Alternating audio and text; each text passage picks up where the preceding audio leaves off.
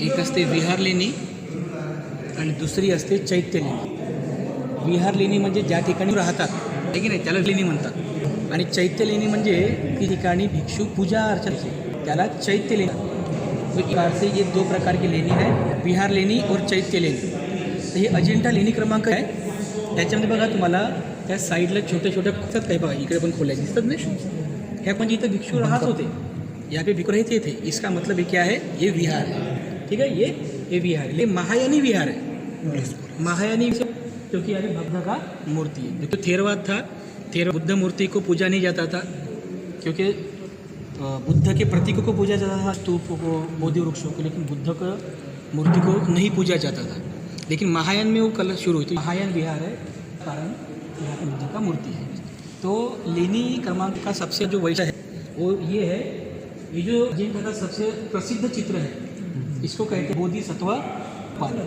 दिख रहा है, कभी भी आप फोटो में देखिए, अगर अजिंठा को रिप्रेजेंट करना हो तो इसी को दिखाया जाता है. हाँ, बोधिसत्व पद्मपानी.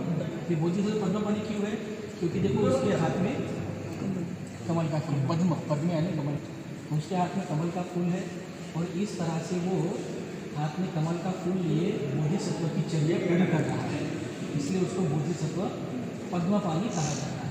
तो देखिए उस जमाने का पेंटिंग जो था, पेंटिंग कैसे किया जाता था, पहले तो दीवार को पेंट किया गया, उसके ऊपर भी खींचड़ लगाया गया, अलग अलग पत्तियों का लेप लगा के उसके ऊपर लेप लगाया गया, उसके ऊपर प्लास्टर किया गया, फिर चूना, हरा रंग, मिट्टी का रंग वगैरह मिला के इस तरह से ड्राइंग का काम किया गया. तो आप अगर देखेंगे इधर से, इस साइड से ये बोधिसत्व पद्मपानी को इस साइड से, तो आपको ऐसा लगेगा इनका जो राइट वाला जो खंडा है वो थोड़ा सा ऊपर है, और लेफ्ट वाला खंडा जो है थोड़ा सा नीचे है. लेकिन उसको आप उधर साइड से देखेंगे तो लेफ्ट वाला खंडा आपको नीचे दिखेगा, राइट वाला खंडा नीचे दिखेगा, और लेफ्ट वाला आपको ऊपर दिखेगा. मतलब ये 3D है, 3D. उधर से देखिए, उधर से देखिए. दूसरे बोधिसत्व पद्मपानी के आप आईब्रो देखिए, दोनों जो आईब्रो है ना, बुए देखो ज्वाइंट की हुई, अलग अलग नहीं है ना. गले में जो माल बनी है वो भी चमकदार है, उसकी चमक कायम है, बराबर है. तो ये कहते हैं बोधिसत्व पद्मपानी. उसके साथ साथ बोधिसत्व वज्रपानी, इनकी भी हम मूर्ति या इनकी भी हम फोटो देखते हैं. बोधिसत्व परंपरा में जो महायान परंपरा बनी गई थी, तो महायान परंपरा में इन बोधिसत्वों को दिखाया गया था. तो अब इस तरह से देखिए, बोधिसत्व पद्मपानी का जो राइट वाला खंडा है वो थोड़ा सा नीचे झुका हुआ है, और लेफ्ट वाला खंडा थोड़ा सा ऊपर उठा हुआ है ना. है ना.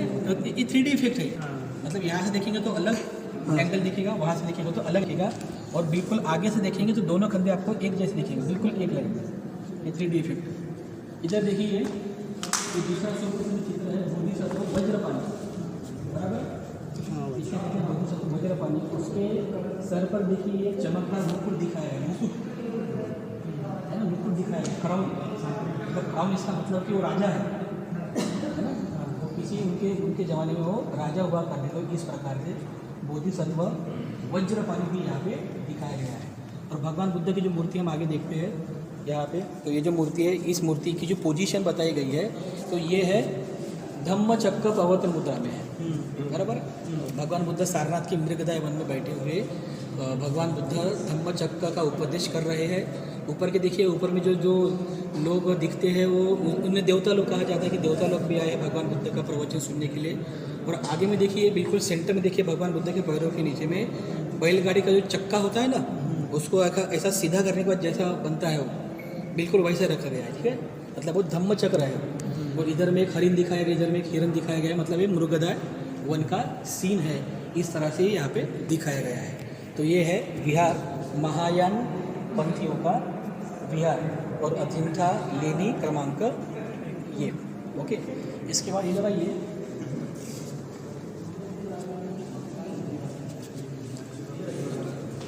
और एक पेंटिंग मैं आपको दिखा दूँ. अभी जो पेंटिंग बनाई गई थी, पेंटिंग्स अजिंठा में जो भी पेंटिंग्स हम देखते हैं ना, वो दो तरह की पेंटिंग्स होती थी.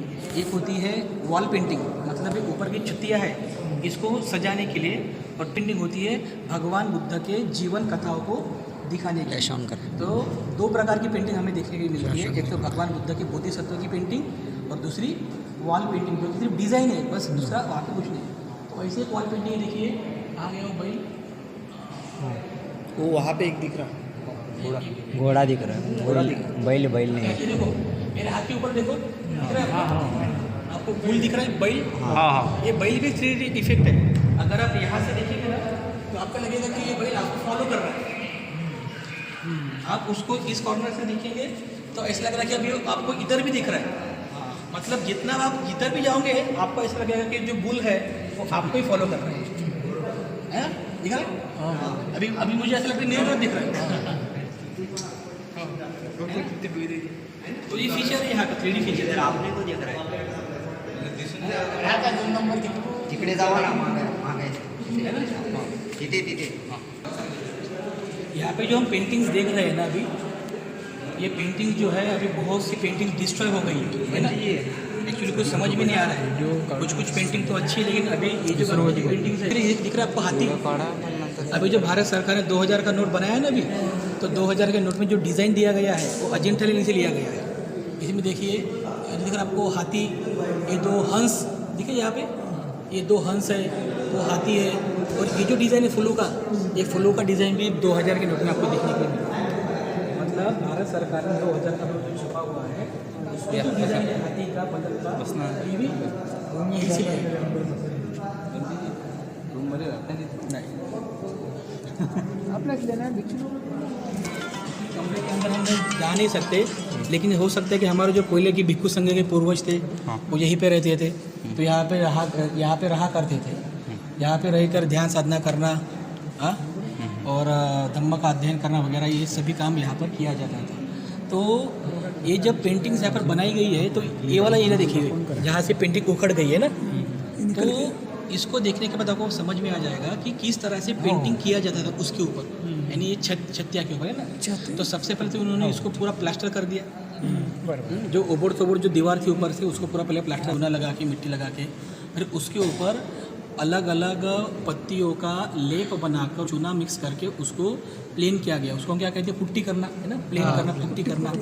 और फिर उसके ऊपर अलग अलग नेचुरल कलर लेके फिर यहाँ पे पेंटिंग्स बनाई गई थी। तो हर एक पेंटिंग में जान है, हर एक पेंटिंग आपको लगेगी कि आज भी उतना चमक दे रही है। अभी वो सभी के सभी पेंटिंग, वो टाइम में तो कोई केमिकल नहीं था। ये फोटो देखिए आपको कैसा दिखा? हाँ दिख रहा है। ये देखो, ये पार्शिया राजा दिख रहा है आपको? पार्शिया मतलब उस समय उस समय पार्शिया के राजाओं के साथ व्यवहारिक संबंध हुआ करते थे। पार्शिया का राजा है तो उसने क्राउन पहना हुआ है, उसकी रानी पीछे उसकी बाजू में बैठी हुई है, दिख रहा है। तो ये यहाँ पे पेंट किया गया, इसका मतलब क्या हुआ कि पार्शिया देशात उस समय भारत के व्यवहार हुआ पार्शिया, तो इसलिए ऐसा भी हो सकता है कि पार्शिया राजा ने जो थे उन्होंने दान दिया हो, इसी वजह से पार्शिया का राजा ने चित्र बनाया नहीं पार्शिया। तो इस प्रकार जो पेंटिंग हुआ करती थी, पेंटिंग ये पूरी डेकोरेटिव है, मतलब डिज़ाइन करना, इसमें कुछ ऐसा इतिहास वगैरह कुछ नहीं है, सिर्फ डेकोरेटिव है।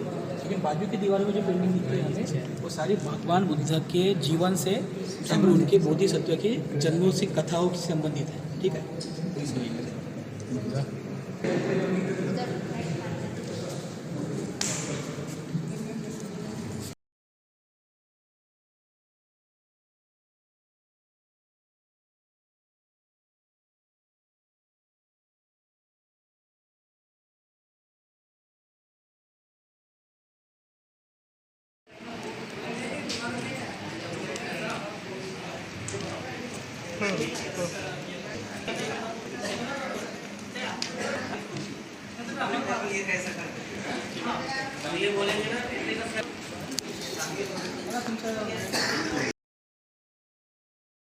तो यहाँ पर ये महायान संप्रदाय में इस तरह की प्रतिमाएं आपको नजर आती हैं। ये महायान संप्रदाय में भगवान की पुरानी गुफाएं आगे आप देखो तो वहाँ पर प्रतीक है इसमें, दीनयान संप्रदाय में प्रतीक से पुरानी गुफाएं दीनयान संप्रदाय की। तो यहाँ पर एक प्रतिमा है प्रवचन तरह की जो प्रतिमा है आप यहाँ पर गलत बता रही कि महायान संप्रदाय में बाकी सीलिंग बड़ा सुंदर सुंदर,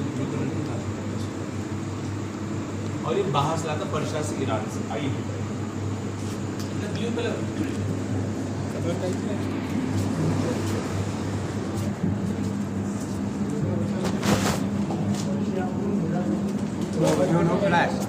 No flash, no video.